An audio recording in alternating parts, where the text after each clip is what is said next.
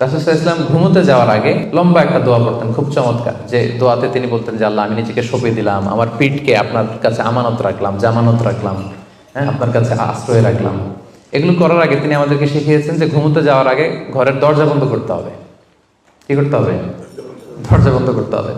এরপর তিনি শিখিয়েছেন যে বিছানায় যাবা, বিছানা ঝাড়তে হবে। বিছানা ঝাড়ার সুন্নাহ, বুঝতে পেরেছেন? পোকা থাকতে পারে, মাকড় থাকতে পারে, অনেক কিছু থাকতে পারে, বিছানা ঝাড়ার সুন্নাহ। এরপর রাসূল সাল্লাল্লাহু আলাইহি ওয়াসাল্লাম বলেছেন বাতি বন্ধ করার সুন্নাহ। এখন তো বাতি নেই, এখন লাইটের সুইচ আপনি অফ করবেন। তাহলে আগে আপনি দরজা জানালা বন্ধ করলেন, বিছানা ঝাড়লেন, এরপর বাতি বন্ধ করবেন, এরপরে তাওয়াক্কুলে যাবেন।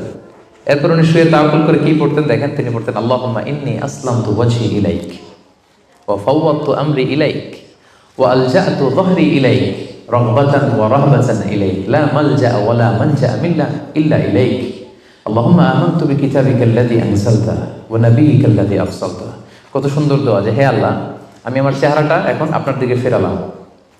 আমি আমার নিজেকে, যেহেতু এখন আমি মরতে যাচ্ছি, ঘুম মানে কাইন্ড অফ ডেথ না, মৃত্যুর মতো, আমি তো মরতে যাচ্ছি, তো মরার আগে আমি নিজেকে আগে ইমানের সাথে আপনার কাছে সঁপে দিলাম। আমার এই পিঠটা, যেহেতু পিঠে আমরা শুই, পিঠটা আপনার কাছে আশ্রয় রাখলাম, আমানত রাখলাম। সুবহানাল্লাহ। রাসূল সাল্লাল্লাহু আলাইহি ওয়াসাল্লাম শুয়েই নিজেকে তাফওয়ীদ করেননি, আল্লাহর কাছে সঁপে দেননি, আগে কিছু কাজ করেছেন। দরজা জানালা বন্ধ করে, বিছানা ঝেড়ে, লাইট অফ করে, তারপরে তিনি বলতেন আল্লাহ, আমি নিজেকে আপনার কাছে সঁপে দিয়ে আমি তাওয়াক্কুল করলাম। এবার তাওয়াক্কুলের ব্যাপারটা বুঝতে পেরেছেন না, যে আগে কাজ করতে হয়, পরে তাওয়াক্কুল। তাওয়াক্কুলের সবচাইতে চমৎকার ডেফিনিশন দিয়েছেন ইসলামের দ্বিতীয় খলিফা সাইয়েদনা ওমর ফারুক রাদিয়াল্লাহু তাআলা আনহু। উনি একবার ইয়ামান থেকে আসা কিছু লোকদের সাথে সাক্ষাৎ করলেন মসজিদে নববীতে। জোহরের সালাত শেষে উনি দেখলেন যে সবাই যার যার কাজে চলে যায়, কিন্তু ইয়ামানে কিছু লোক গোল হয়ে বসে শুধু তাসবিহ পড়ে। আসরের নামাজের পরে উনি খেয়াল করে দেখলেন সবাই নামাজ শেষে চলে যায়, এরা যায় না, এরা বসে তাসবিহ পড়ে আর জিকির করে।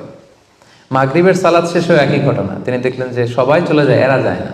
ওমর ফারুক রাদিয়াল্লাহু তাআলা একটু কিউরিওসিটি, আউট অফ কিউরিওসিটি উনি গেলেন তাদের কাছে, যে বললেন মান আনতুম, তোমরা কারা? তারা উত্তরে বলল নাহনু আল মুতাওয়াক্কিলুন, আমরা আল্লাহর উপর তাওয়াক্কুলকারী। তারা কি বলল? আল্লাহর উপর তাওয়াক্কুলকারী। ওমর ফারুক বললেন এই যে আল্লাহর উপর তাওয়াক্কুল করে যে বসে আছো, তোমরা খাও কোত্থেকে? ফুড আসে কোত্থেকে? তো এরা বললো আমাদের জিকির আজকার তাসবিহ বুজুর্গি দেখে আশেপাশের লোকজন খাবার দিয়ে যায়, ওইটা খাই। ওমর ফারুক বললেন তাহলে তো তোমরা আল্লাহর উপর তাওয়াক্কুল করো নাই, যারা গম্বুজ দিয়ে যায় ওইটার উপর তাওয়াক্কুল করছো। ইন্নামাল মুতাওয়াক্কিলুল্লাযী ইউলকি হাব্বাতান ফিল আরদি সুম্মা ইয়াতাওয়াক্কালু আলাল্লাহ। আসল তাওয়াক্কুলকারী তো সে, যে জমিনে যে আগে বীজ রোপণ করবে, তারপরে ফসলের জন্য আল্লাহর উপর তাওয়াক্কুল করবে। এখন আপনি ফসল খেতে যে বসে মাথার মধ্যে হাত দিয়ে তাওয়াক্কুল করে বসে আছেন, মাটির ভেতর থেকে ধান উঠবে নাকি? গম উঠবে? ডাল চাল কিছু পাওয়া যাবে? যাবে না। তার মানে মাঠের মধ্যে যে বসে আল্লাহ ভরসা করলেই এখান থেকে ফসল আসবে না। ওমর ফারুক বললেন আগে বীজ রোপণ করতে হবে, প্রচেষ্টা করতে হবে, তারপরে তোমরা আল্লাহ তাআলার উপর তাওয়াক্কুল করবে। ওমর ফারুক রেগে গেলেন, এদেরকে বললেন এই ইয়ামানবাসী, আজকে থেকে নামাজের পরে যদি এখানে বসে থাকো পিটায় বের করবো, বেরো মসজিদ থেকে, বেরো। নামাজের সময় নামাজে আসবে, এরপরে কাজে চলে যাবো। সুবহানাল্লাহ।